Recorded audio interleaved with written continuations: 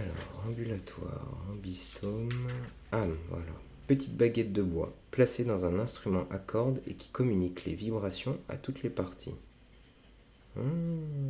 Salut les amis, aujourd'hui on va parler de violon, on va parler de musique. En fait non, je vais vous parler d'une âme brisée. Putain les gars, excusez, je suis à la bourre. Ouais. J'arrive. C'est pas grave, on a commencé sans toi de toute façon. Bah, comment... Sorti aux éditions Gallimard, Akira Mizubayashi m'a offert une interlude musicale d'une grande force romanesque. Son roman, Âme brisée, est une véritable pépite. C'est le type de livre que vous avalez d'une traite et qui vous reste en tête, comme une ritournelle.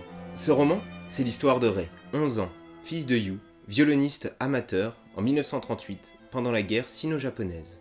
Lors d'une répétition, Yu va entendre des bruits de pas de soldats en bas de l'immeuble et va ordonner à son fils de se cacher dans un placard.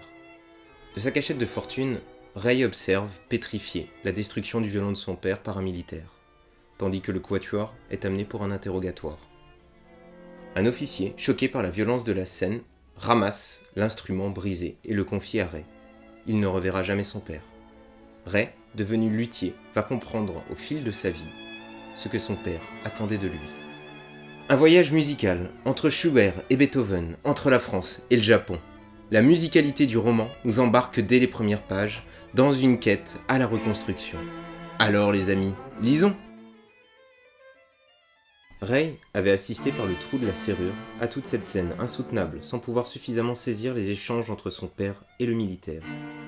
Il était retourné par la violence que son père subissait, pétrifié de peur, recroquevillé sur lui-même, dévasté par son impuissance d'enfant.